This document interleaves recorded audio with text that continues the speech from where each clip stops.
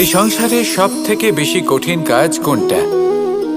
কেউ বলবেন যুদ্ধ করা, কেউ বলবেন ধন অর্জন করা, আবার কেউ বলবেন জ্ঞান অর্জন করা সব থেকে বেশি কঠিন। এবার প্রত্যেক ব্যক্তির নিজস্ব অভিজ্ঞতা আছে, আর সেই অনুসারে তার নিজস্ব একটা উত্তর আছে। সাধারণভাবে দেখতে গেলে এই সংসারে সব থেকে কঠিন হলো তপস্যা করা, অর্থাৎ সব কিছু ত্যাগ করে তপস্যায় নিজেকে বিলীন করে দেওয়া। এবার এর থেকে বেশি কঠিন এই সংসারে আর কি বা হতে পারে? এই সংসারে, এই সমাজে, নিজের পরিবারের মধ্যে থেকেও ধৈর্য ধরে সামনে অগ্রসর হওয়া, এটা হলো সব থেকে কঠিন কাজ। কারণ যখন আপনি তপস্যা করেন তখন সেখানে আপনার ধৈর্য ভাঙার মতো কেউ থাকেন না, না কোনো বন্ধু, না কোনো আত্মীয়, না কোনো শত্রু, কেউ না। কিন্তু যখন আপনি এই সমাজে, এই পরিবারে থাকেন, কোনো না কোনো ব্যক্তি এসে আপনার ধৈর্যের বাঁধ ভেঙে দেওয়ার ক্ষমতা রাখেন। তারা আপনার ধৈর্যের বাঁধ ভেঙে দেয়, আর কখনো কখনো তারা অনিচ্ছাকৃতভাবেই সেটা করে থাকেন। কারণ তাদের মানসিকতা আপনার থেকে আলাদা, তাদের কর্ম আপনার থেকে আলাদা, তাদের দৃষ্টিভঙ্গি আপনার থেকে আলাদা, জীবন যাপন আপনার থেকে আলাদা। সেক্ষেত্রে আপনি ধৈর্যচ্যুত হন, প্রসন্নতা আপনার থেকে ছিনিয়ে নেওয়া হয়। সেই জন্য এই সংসারে, এই পরিবারের থেকেও ধৈর্য ধরে সামনে অগ্রসর হওয়া কোনো পর্বতের শিখরে গিয়ে তপস্যা করার থেকেও অনেক বেশি কঠিন। আর যে ব্যক্তি এই সমাজেই, এই পরিবারে, সেই সকল মানুষের মধ্যে থেকে গিয়েও ধৈর্য ধরে অগ্রসর হতে থাকেন, যারা এই কাজটা শিখে নিতে পারেন, তারাই কিন্তু জীবনে আনন্দ লাভ করতে পারেন। এই ধৈর্যই শেষে আপনার জীবনে প্রসন্নতা বহন করে আনবে। তাই ধৈর্য ধরে জীবনের পথে অগ্রসর হন, আর আমার সাথে ভালোবেসে বলুন, রাধা রাধা। এই জীবনে তিনটি গুরুত্বপূর্ণ শব্দ আছে যা বোঝা আমাদের কাছে খুব গুরুত্বপূর্ণ, এবং এই তিনটি শব্দের নিজস্ব অর্থ আছে। প্রথম হলো সঙ্গবদ্ধতা, অর্থাৎ একসাথে মিলে কাজ করতে হবে, একসাথে মিলে পরিশ্রম করতে হবে, সামনে এগোতে হবে। এরকম করতে পারলে আপনার শক্তি বৃদ্ধি পাবে, আপনার ক্ষমতা বৃদ্ধি পাবে, আপনি এগোতে পারবেন এবং অনেক দূরে যেতে পারবেন। দ্বিতীয় হলো আত্মবিশ্বাস। হেরে যাওয়া বস্তুও আবার জিতে নিতে পারবেন। যদি আপনার নিজের আত্মবিশ্বাস থাকে তাহলে আপনি কখনো পরাজিত হবেন না। এবং তৃতীয় হলো অহংকার। জয়লাভ করার পরেও কিন্তু এটা আপনাকে পরাজিত করতে পারে। সেই জন্য জীবনে সঙ্গবদ্ধ হন, আত্মবিশ্বাস রাখুন, কিন্তু কখনোই অহংকার করবেন না। এই অহংকার আপনার থেকে সব কিছু কেড়ে নিতে পারে। এই অহংকারের জন্যই মথুরাপতি কংস নিজের পতনের দিকে অগ্রসর হয়েছিলেন। এই অহংকারকে ত্যাগ করুন, আর আমার সাথে ভালোবেসে বলুন, রাধা রাধা। আমরা যখনই কোনো গাছের চারা রোপণ করি তখন সবার আগে পরীক্ষা করে দেখি যে যেখানে আমরা চারা রোপণ করতে চলেছি সেখানকার মাটি আদৌ উর্বর কি না, সেই মাটি সেই চারাকে বাড়তে সাহায্য করবে কিনা। যখন একটা চারা রোপণের আগে আমরা এত কিছু ভাবতে পারি, তাহলে কাউকে বিশ্বাস করার আগে আমরা কেন ভাবি না? জীবনে কখনো এই বিশ্বাসরূপী চারা কোথাও রোপণ করার আগে বোঝার চেষ্টা করুন যে যার ওপর আপনি বিশ্বাস করতে চলেছেন সে কি আদৌ আপনার বিশ্বাসের যোগ্য কি না। ভেবে দেখুন সেই ব্যক্তি ভবিষ্যতে গিয়ে আপনার বিশ্বাস ভাঙতে পারে কি না। এটাও ভেবে দেখুন যে যাকে আপনি বিশ্বাস করতে চলেছেন তাকে আপনি বিশ্বাস করলে নিজের জীবনের উদ্দেশ্যে আপনি অগ্রসর হতে পারবেন কি না। আর তার জন্য প্রয়োজন সঠিক সিদ্ধান্ত, পরখ করা, কোনটা উচিত কোনটা অনুচিত সেটা বোঝা। আর তাতে কিন্তু আপনি সন্দেহবাতিক হবেন না, তাতে আপনি আরো নিপুণ হয়ে উঠবেন। তাই যদি আপনি নিপুণ হয়ে উঠতে চান তাহলে বোঝার চেষ্টা করুন, পরখ করে দেখুন, কোনটা উচিত কোনটা অনুচিত বুঝুন, আর বিশ্বাস তখনই করুন যখন আপনি 100% নিশ্চিত হবেন যে সে বিশ্বাসের যোগ্য। আসুন আমার সাথে ভালোবেসে বলুন, রাধা রাধা। রাধা কখনো কখনো আমার জন্য বড়ই সুগন্ধি আতর নিয়ে আসে, পারিজাত ফুলের মালা নিয়ে আসে আমার প্রসাধন করবে বলে, এবং আমার সবথেকে বেশি প্রিয় মাখন নিজে হাতে বানিয়ে আনে আমাকে নিজে হাতে খাইয়ে দেবে বলে, সবকিছু আমাকে প্রসন্ন করবে বলে। কিন্তু আপনি কখনো ভেবেছেন যে এই আতর কিভাবে বানানো হয়? সহস্র ফুলের পাপড়ি একসাথে পিষে নিতে হয়, তারপরে তার থেকে যে রস নিঃসৃত হয় সেই রস দ্বারাই আতর তৈরি হয়। অনেক সংখ্যক ফুলকে অসীম যন্ত্রণা ভোগ করতে হয়, তবে তারা আমার প্রসাধন সামগ্রী হয়ে উঠতে পারে। দুধ থেকে মাখন তৈরি করার জন্য কতটা পরিমাণ মন্থন সহ্য করতে হয় সেটা আপনি জানেন। ঠিক সেই রকমই হলো আমাদের জীবনও। বিপদও আসে, কঠিন পরিস্থিতিও আসে, এর সম্মুখীন হতে শিখুন। মনে রাখবেন, আপনি হলেন সেই দুধ যাকে মন্থন সহ্য করতে হবে মাখন হয়ে ওঠার জন্য। মনে রাখবেন, আপনি হলেন সেই ফুলের মতন যাদের পিষ্ট হতে হবে সুগন্ধি আতর হয়ে ওঠার জন্য, যাকেই সংসার পছন্দ করে। কখনো কখনো জীবনে আপনার সাথে খারাপ শুধুমাত্র এই কারণে ঘটে যাতে আপনার শ্রেষ্ঠ রূপ এই সংসারের সামনে আসতে পারে। শুধুমাত্র কঠিন পরিস্থিতি এবং বিপদকে একটা সুযোগ হিসেবে দেখার চেষ্টা করুন। আপনার জন্য এই সংসার বদলে যাবে, সংসারকে দেখার দৃষ্টিভঙ্গি পাল্টে যাবে, আপনার ভাগ্য পাল্টে যাবে, আর এই মন প্রসন্ন হয়ে বলবে, রাধা রাধা। পাশা নামক এই খেলাটি আপনারা নিশ্চয়ই খেলেছেন, না খেলে থাকলে দেখেছেন, আর যদি দেখেও না থাকেন তাহলে নিশ্চিত রূপে শুনেছেন। মহাভারতের এই মহাযুদ্ধ কোথাও না কোথাও এই পাশা নামক খেলার কারণে হয়েছিল। পাশার এই বিচিত্র খেলা, দান, এইসবের কারণে কেউ নিজের মাথায় রাজ মুকুট পরিধান করেছিলেন, আবার সেখানে পরাজিত হওয়ার জন্য কাউকে বনবাসও ভোগ করতে হয়েছিল। কিন্তু এই খেলা সমাপ্ত হওয়ার পরে সমস্ত ঘুঁটি আর এই পাশার ছক একই পুটলিতে স্থান পেল। এটাই হলো আমাদের জীবন। এই সংসারে আমরা জয় পরাজয়ের বিষয়ে এতটাই ভাবি, এত চিন্তা করি যে এই জীবনের খেলার আনন্দটাই উপভোগ করতে পারি না। আর অবশেষে কি হয়? কেউ জয়ী হন, কেউ পরাজিত হন, কিন্তু দুজনেই একই স্থানে পৌঁছে যান। প্রত্যেক ব্যক্তি মৃত্যুর পরে একটি নির্দিষ্ট স্থানেই পৌঁছতে বাধ্য, কিন্তু ততক্ষণ এই জীবন, এই খেলা, তার আনন্দ উপভোগ করুন। এই সংসারে সেই ব্যক্তি শ্রেষ্ঠ স্থানে পৌঁছতে পেরেছেন যিনি এই সংসারকে প্রকাশ প্রদান করেছেন, যিনি কখনো জয় পরাজয় এই বিষয়ে ভাবেননি, শুধু এই জীবনের খেলার আনন্দ উপভোগ করেছেন। এটাই আপনিও করুন, আর আমার সাথে ভালোবেসে বলুন, রাধা রাধা। প্রত্যেক মানুষ নিজের জীবনে দুঃখ অনুভব করেন। প্রত্যেকের দুঃখ আলাদা হতে পারে। কারোর মনে এই দুঃখ থাকে যে সে তার বাবা মায়ের সব ইচ্ছে পূরণ করতে পারেননি। কেউ এটা ভেবে দুঃখ পান যে সে চিরকাল সদাচার করেছেন, সৎকর্ম করেছেন, কিন্তু তাও তাকে দুরাচারী বলে মনে করা হয়। কেউ এটা ভেবেও দুঃখ পান যে তার সামনে যে ব্যক্তি রয়েছেন তার চোখে তিনি শত্রু হয়ে উঠেছেন বা দুষ্ট হয়ে উঠেছেন, যেখানে তিনি হয়তো কোনো অনুচিত কাজই করেননি। এবার এই সমস্ত বিষয় নিয়ে ভেবে নিজের ব্যক্তিত্ব নিয়ে সন্দেহ প্রকাশ করবেন না। যদি নিজের ব্যক্তিত্ব নিয়ে কোনো সন্দেহ থেকে থাকে তাহলে কর্ম সংক্রান্ত প্রশ্ন করুন যে আপনি যা করেছেন তাতে কি উচিত ছিল, কি অনুচিত ছিল।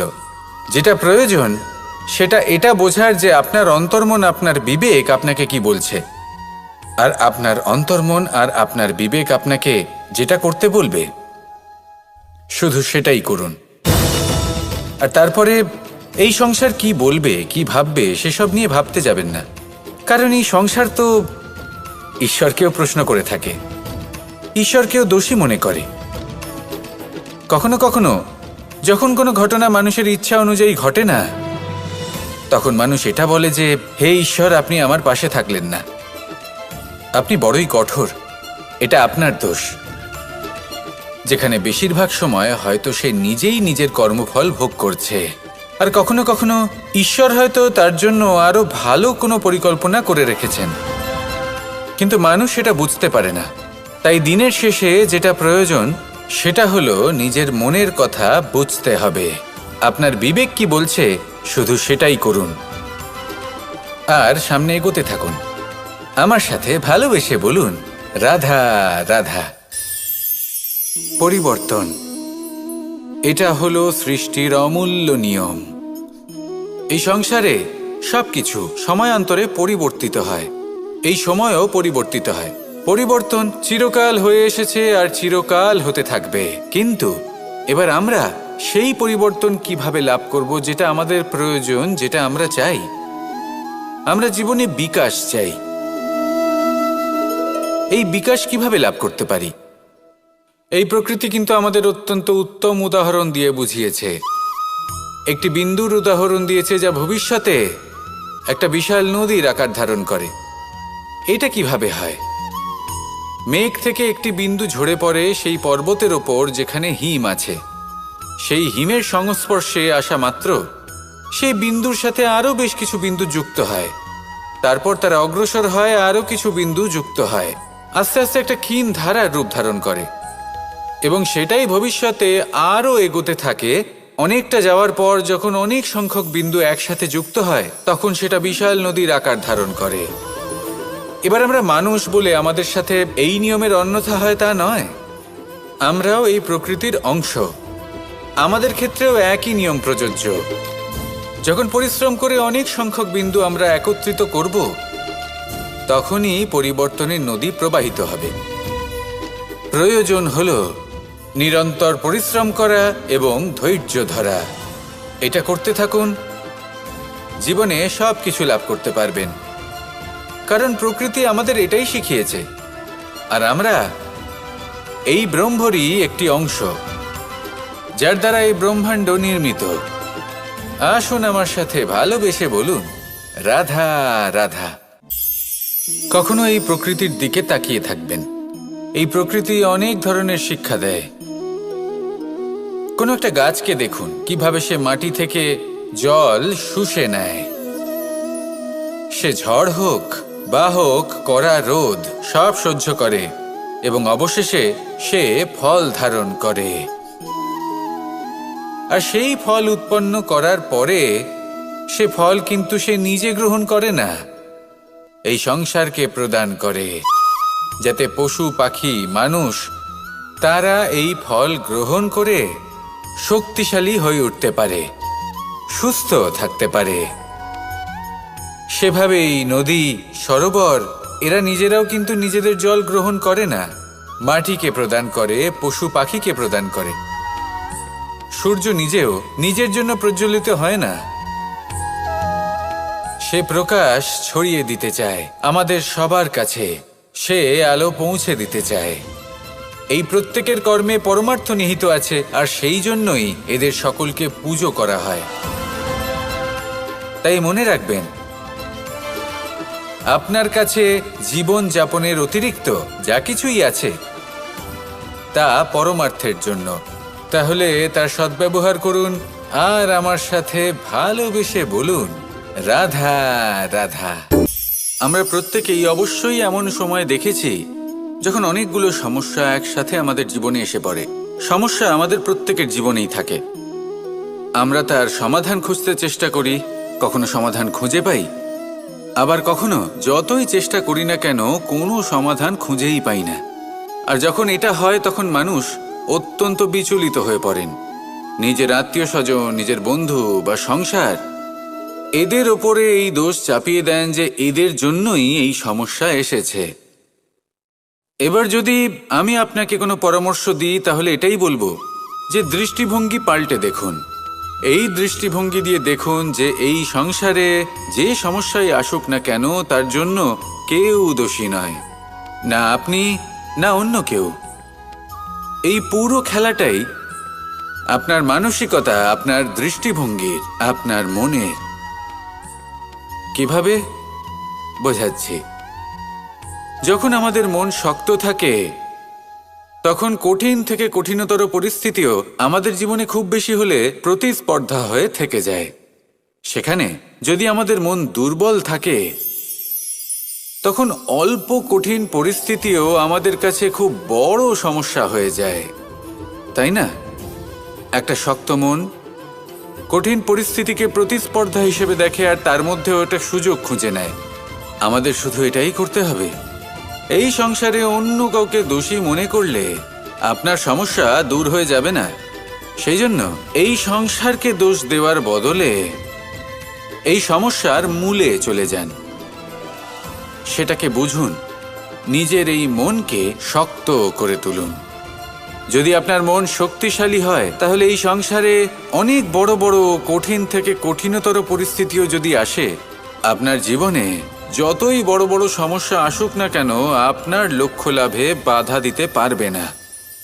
আসুন আমার সাথে ভালোবেসে বলুন, রাধা রাধা। আমরা সবাই পাথর দেখেছি, পর্বতও দেখেছি, শুকনো পাতাও দেখেছি, শ্যামল বনানীও দেখেছি। কখনো ভেবেছেন পাথরের অস্তিত্ব কিন্তু ততক্ষণ পর্যন্ত যতক্ষণ সে পর্বতের গায়ে আটকে থাকে। যখন সেই পর্বত থেকে সেই পাথর ভিন্ন হয়ে যায় ও নিজের অস্তিত্ব হারিয়ে ফেলে। আস্তে আস্তে কখনো পাথর কেটে বা কখনো পিষ্ট হয়ে সেই পাথর আস্তে আস্তে মাটিতে পরিণত হয় এবং পূর্ণরূপে নিজের অস্তিত্ব হারিয়ে ফেলে। এটাই পাতার সাথেও হয়। এই পাতা যতক্ষণ গাছের ডালের সাথে যুক্ত ততক্ষণ তার অস্তিত্ব থাকে। যখনই ডাল থেকে বিচ্ছিন্ন হয়, সেও নিজের অস্তিত্ব হারিয়ে ফেলে। আর এটাই আমাদের সাথেও হয়। যতক্ষণ আমরা নিজেদের আপনজনের সাথে যুক্ত থাকি, আমাদের অস্তিত্ব বজায় থাকে। যখন আপনজনদের সাথে সম্পর্ক ছিন্ন করি, তখন আমরাও আমাদের অস্তিত্ব হারিয়ে ফেলি। এবার এই সংসারের প্রত্যেক ব্যক্তি স্বতন্ত্র থাকতে চান, আর অনেক ব্যক্তি স্বতন্ত্র থাকবেন বলে আপনজনদের দূরে করে দেন আর তাদের সাথে এই সম্পর্ক ছিন্ন করেন। এটা কি সত্যি প্রয়োজন? আপনজনদের সাথে সম্পর্ক ছিন্ন করে নিজের অস্তিত্ব হারিয়ে ফেলা প্রয়োজনীয়, নাকি আপনজনদের সাথে সম্পর্ক বজায় রেখে নিজেদের স্বতন্ত্র করে রাখা সেটা আবশ্যক? নির্বাচন আপনারই। আসুন আমার সাথে ভালোবেসে বলুন, রাধা রাধা। আপনি কি কখনো নৌকা যাত্রা করেছেন? করে না থাকলেও নিশ্চয়ই দেখেছেন যে এই জল যা নিজের অন্তরে সব কিছু সমাহিত করে নিতে পারে, এই নৌকা সেই জলের ওপরেই ভেসে থাকে। নদীর স্রোত কাটিয়ে সে সামনে অগ্রসর হয়। কিন্তু যদি এই নৌকায় কোনো ছিদ্র হয়, তাহলে কিন্তু সেই নৌকা ডুবে যাবে। আর এতে কোনো তফাৎ হবে না যে সেই ছিদ্র ছোট নাকি বড়, নৌকা ডুবে যাবে। এই ছিদ্র হলো আমাদের জীবনে আমাদের অপগুণ, আমাদের দোষ, আমাদের বিকার। কখনো এটা ভাববেন না যে এই দোষ খুবই ছোট, এতে কিছুই যাবে আসবে না। না, সেই ছোট দোষ, সেই ছোট বিকার যদি সেটাকে শুধরে না নেন, তাহলে সেটা আপনাকে আপনার পতনের দিকে নিয়ে যাবে। শেষ পর্যন্ত এটা আপনার ওপর নির্ভরশীল যে আপনি কি চান।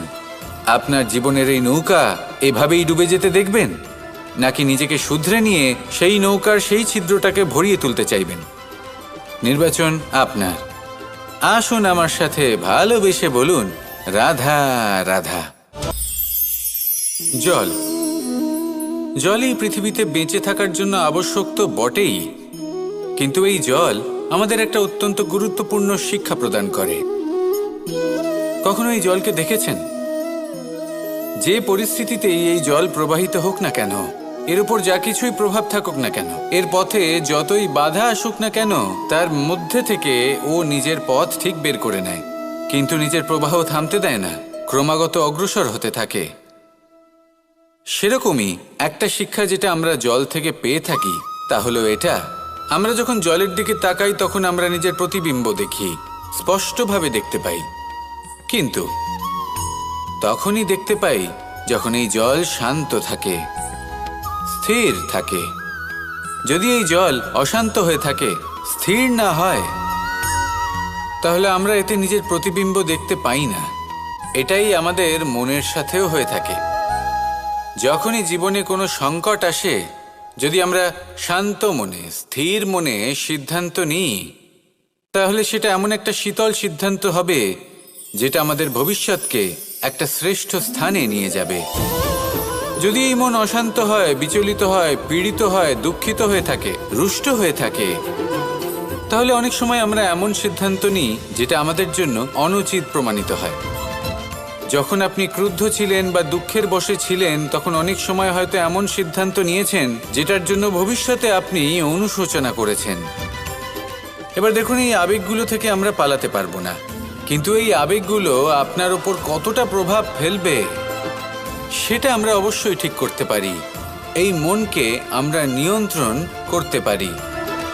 এটাই করুন, চিন্তা করুন, এই মনকে শান্ত রাখুন, স্থির হতে চেষ্টা করুন, আর তারপরে সিদ্ধান্ত নিন। আসুন আমার সাথে ভালোবেসে বলুন, রাধা রাধা। এই সংসারে ভৌতিক বস্তুরও নিয়তি আছে। যারাই এই সংসারে আসে বা উৎপন্ন হয়, তারা কিছুমাত্র সময় পর্যন্তই এখানে থাকতে পারে, আর তারপরে সেও লুপ্ত হয়ে যায়, অর্থাৎ সে নিজেও এই পঞ্চমহাভূতে সমাহিত হয়ে যায়। আমাদের সাথেও ঠিক এটাই হয়। সেই জন্যই ঈশ্বর দ্বারা প্রদত্ত এই উপহারের বিষয়ে ভাবুন, এই জীবনের বিষয়ে ভাবুন। ঠিক যেমন বিশ্বাস ভঙ্গ হলে কোনো ব্যক্তি আমাদের কাছে অপরিচিত হয়ে যান, ঠিক সেরকমই শেষ নিঃশ্বাস ত্যাগের পর এই শরীরও আমাদের কাছে পরই হয়ে যায়। তাই এই শরীর থাকাকালীন শ্রেষ্ঠভাবে একে সদ্ব্যবহার করুন, এই জীবনে শ্রেষ্ঠ কর্ম করুন। আর এই জীবনকে শ্রেষ্ঠভাবে যাপন করার জন্য কিছু কথা বোঝা প্রয়োজনীয়। যদি আপনি কারোর প্রশংসা করেন, তাহলে পূর্ণ হৃদয় দিয়ে করুন। যদি আপনি হস্তক্ষেপ করে থাকেন, তাহলে মস্তিষ্ক দ্বারা করুন। যদি আপনি সমীক্ষা করেন, তাহলে বিবেক দ্বারা করুন। যদি আপনি ধন অর্জন করতে চান, তাহলে নীতি অনুসারে চলুন। যদি জীবনযাপন করতে চান, তাহলে রীতি মেনে করুন। আর যদি ঈশ্বরের ভজন করতে চান, তাহলে ভক্তিভাব নিয়ে করুন। শুধু এই কথা মনে রাখবেন যে আপনার এই জীবন কিন্তু অনিশ্চিত কাল পর্যন্তই আছে। কতক্ষণ আছে সেটা কেউ জানে না। তাই কিছু মুহূর্ত যেটা যাপন করতে আমরা এখানে এসেছি, সেখানে ক্রোধ, অহংকার, ঈর্ষা, এইসব আবেগের কি গুরুত্ব বলুন তো? এগুলো ত্যাগ করুন। মানুষকে ক্ষমা করতে শিখুন, আস্তে আস্তে বিশ্বাস করতে শিখুন। এই সংসারে নিঃস্বার্থভাবে প্রেম করতে শিখুন, আর সবার মধ্যে আনন্দ বিতরণ করুন। তাই এই সব গুণ যদি আপনি আত্মসাৎ করতে পারেন, তাহলে আপনার জীবনে শুধু আনন্দ এবং আনন্দই বিরাজমান হবে। আসুন আমার সাথে ভালোবেসে বলুন, রাধা রাধা, রাধা রাধা, রাধা রাধা। ধর্মরথের 4টি অশ্ব চালানোর জন্য যিনি সারথি হবেন, তার যে 4টি গুণ থাকা প্রয়োজন, সেই সমস্ত গুণ অর্জুনের মধ্যে উপস্থিত রয়েছে। কর্মের শক্তি রয়েছে, ধর্মের প্রতি আসক্তি রয়েছে, জ্ঞানের অভিব্যক্তি রয়েছে এবং সমর্পণের ভক্তি রয়েছে। নিশ্চিত রূপে ধর্মরথে সারথি হবার জন্য অর্জুনই সব থেকে যোগ্য। আর ও শুধুমাত্র দ্রৌপদীর স্বামীই হবে না, ইতিহাসে কুরুবংশের রাজকুমার বা ইন্দ্রপুত্রের নামেই শুধু পরিচিত হবে না, বরং অর্জুনই স্বয়ং ইতিহাস রচনা করবে। অর্জুনই হবে কৃষ্ণ সারথি, যত্র যোগেশ্বর কৃষ্ণ তত্র পার্থ ধনুর্ধর। তাহলে আসুন আর আমার সাথে ভালোবেসে বলুন, রাধা রাধা।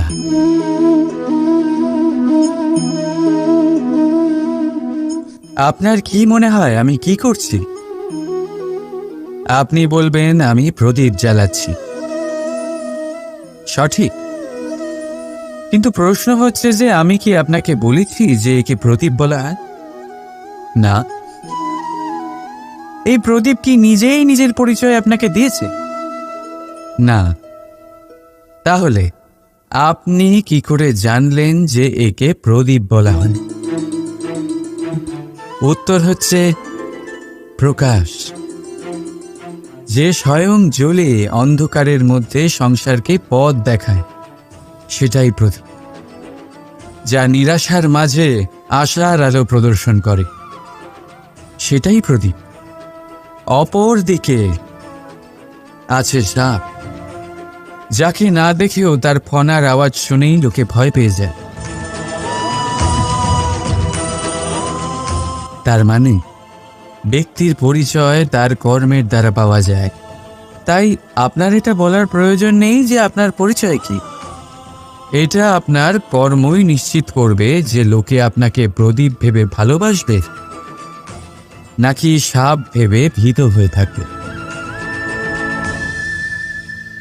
রাধা রাধা। সময় কত বিচিত্র হয়।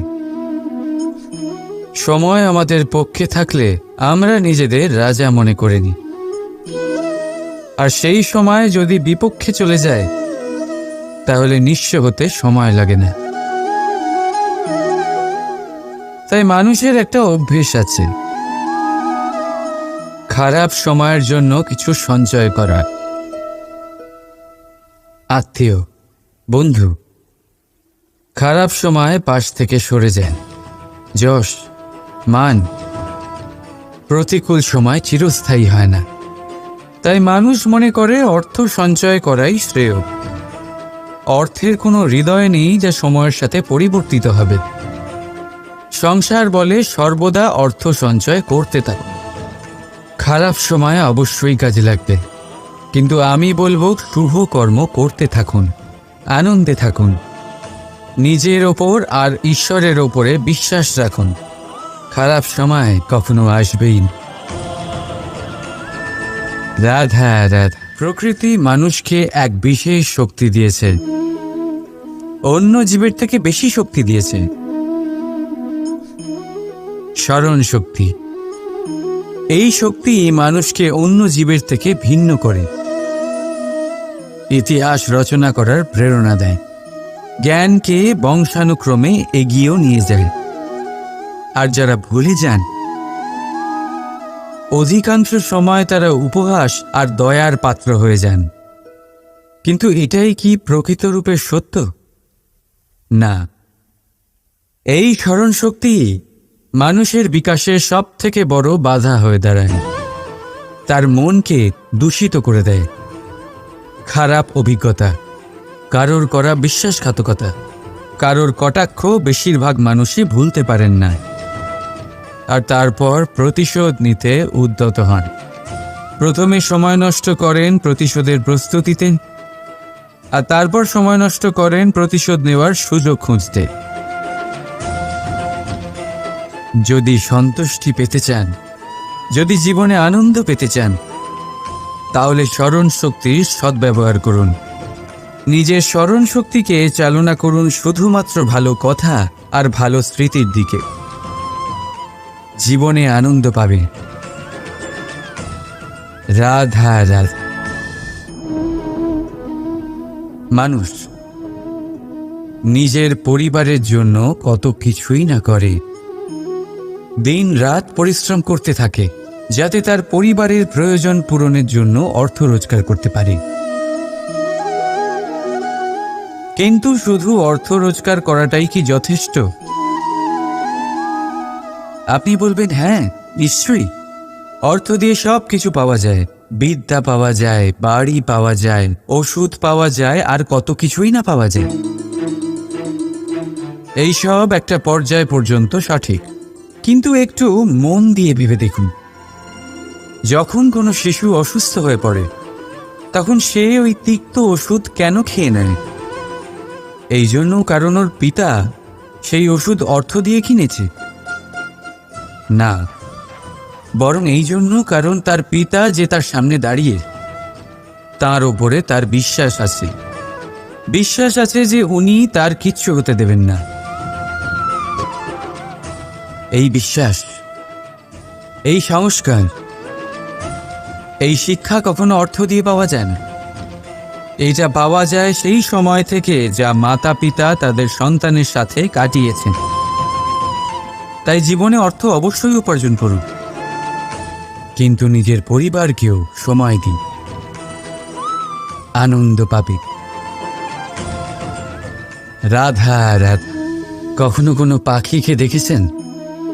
যখন তারা ডিম পাড়তে প্রস্তুত হয় তখন তারা সবচেয়ে আগে একটা স্থান খোঁজে, একটা স্থান যা বর্ষা, রৌদ্র আর শত্রুর থেকে সুরক্ষিত হয়।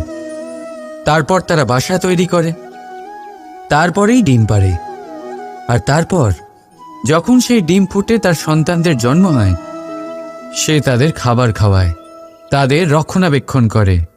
কিন্তু যখন তাদের ডানা গজায়, তখন না সে তাদের খাবার দেয় আর না তাদের বাসা বানাতে শেখায়। শুধুমাত্র তাদের উড়তে শেখায় সে। তারপর সেই বাচ্চারা আকাশে উড়তে শিখে নিজেরাই নিজেদের খাবার জোগাড় করতে শিখে যায়, নিজেরাই নিজেদের বাসা বানাতে শিখে যায়। আর আমরা মানুষেরা কি করি? আমাদের সন্তান বড় হয়ে যাওয়া সত্ত্বেও তাদের নিয়ে সর্বদা দুশ্চিন্তা করি। তার জন্য আমরা গৃহ নির্মাণের চেষ্টা করি। নিজের সন্তানকে আরও শক্তিশালী করে গড়ে তোলার বদলে তাকে আমরা দুর্বল করে দিই।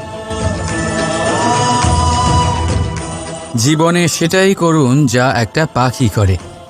নিজের সন্তানকে আকাশে ওড়ার শিক্ষা দিন, সংস্কার দিন, আর একটা নির্দিষ্ট সময়ের পরে তাকে নিজের আকাশ নির্ধারণ করতে মুক্ত করে দিন। রাধা রাধা। সাগরে সেতু বাঁধার গল্প তো আপনারা নিশ্চয়ই শুনে থাকবেন। রামচন্দ্রের সেনাকে 100 যোজন সমুদ্র অতিক্রম করে লঙ্কায় আক্রমণ করতে হতো। সেতুকার নল আর নীল সেতু বাঁধার উপায় বের করল, কিন্তু প্রশ্ন ছিল সেতু বাঁধা কি করে হবে? সমুদ্র অত্যন্ত গভীর। কত পাথর দেওয়া হলে এই বিশাল সমুদ্র অতিক্রম করা সম্ভব হবে? তখন এক উপায় নির্ধারিত হল। পাথরের ওপর লেখা হলো রামের নাম। আর যখন সেই পাথরগুলোকে সাগরে ফেলা হলো, সেগুলো ভাসতে লাগলো। এবারে কেউ বলবেন এটা রামচন্দ্রের নামের মহিমা, কেউ বলবেন এটা নারায়ণের কোনো জাদু। কিন্তু না, এটা রামচন্দ্রের সেই গুণ, ওনার ব্যক্তিত্বের সেই মহান দিক যা ওনার প্রতিনিধিত্ব করেছে। তাই সেই পাথরও সাগরে ভেসে ওঠে।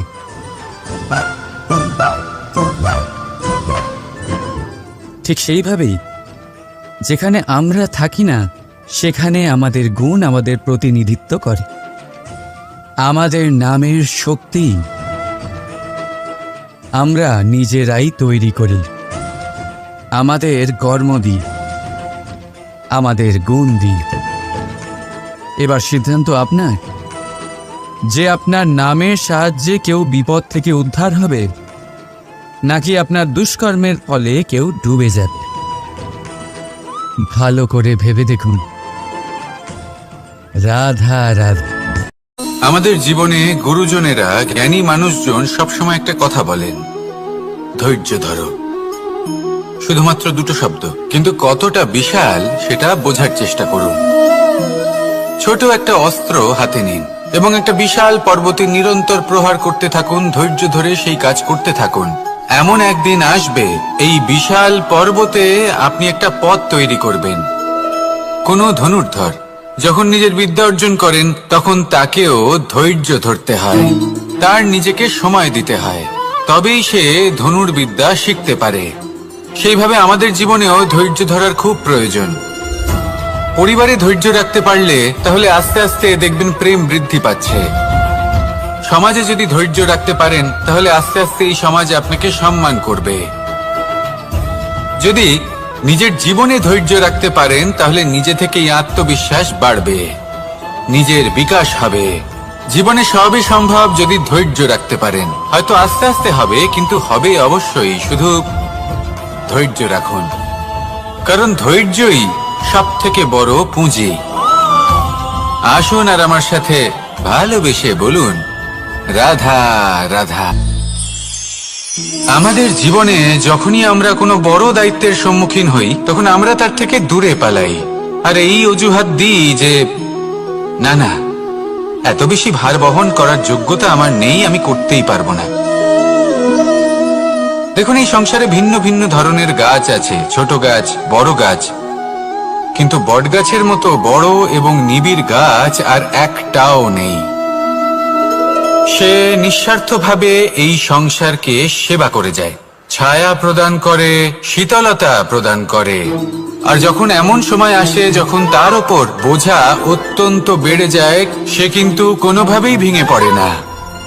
তখন সে নিজের নিঃস্বার্থ কর্মের ফল লাভ করে, সেই নিঃস্বার্থ কর্ম যা সে করেছে। তার দেহ থেকে ছোট ছোট ঝুড়ি বার হয় এবং তা কাণ্ডের আকার ধারণ করে। সেই কাণ্ড মাটির কাছে পৌঁছয় এবং তারপর তা বটগাছের সহায়ক হয়ে ওঠে। সে ভেঙে পড়ে যায় না। এইভাবে আপনিও জীবনে নিঃস্বার্থভাবে সবার সেবা করুন, ভালোবাসুন, সবাইকে সাহায্য করুন। যেদিন আপনার ওপর বোঝা অত্যন্ত বেড়ে যাবে, সেদিন এই সব মানুষ আপনাকে সাহায্য করার জন্য আসবেন, আপনার শক্তি হয়ে উঠবেন, আর আপনি বটগাছের মতোই মহান এবং বিশাল হয়ে উঠবেন। আসুন আর আমার সাথে ভালোবেসে বলুন, রাধা রাধা। একটা শব্দ আছে, পরিস্থিতি। অনেক মানুষের মুখে আমরা এই শব্দ শুনি। জীবনে যখন অসফল হই, দুঃখ আসে, সংকট আসে, কোনো বিপদ ঘনিয়ে আসে, তখন সমস্ত দোষ আমরা পরিস্থিতির ওপর চাপিয়ে দিই। আর দেখতে গেলে কোথাও না কোথাও ঠিকই করি। এই পরিস্থিতি প্রত্যেক দিনের মতো পাল্টাতে থাকে, কিন্তু এই দিন, এই রাত, এমন কেউ আছেন যিনি এর উপরেও নিয়ন্ত্রণ সাধন করেন, আর তিনি হলেন সূর্য। ঠিক সেই রকমই আমাদের জীবনেও সূর্য হলো এই মন। যদি এই মনের উপর আমরা নিয়ন্ত্রণ করতে পারি, তাহলে আমরা জীবনকেও নিয়ন্ত্রণ করতে পারবো। প্রথমে এই মনের রাজা হয়ে উঠতে হবে।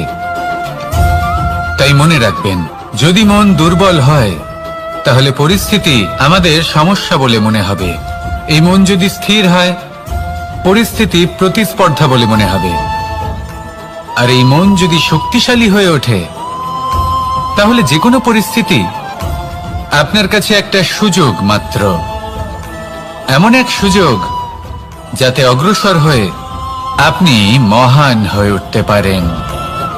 এই মনের শক্তির বৃদ্ধি ঘটান, মহান হয়ে উঠুন, আর আমার সাথে ভালোবেসে বলুন, রাধা রাধা।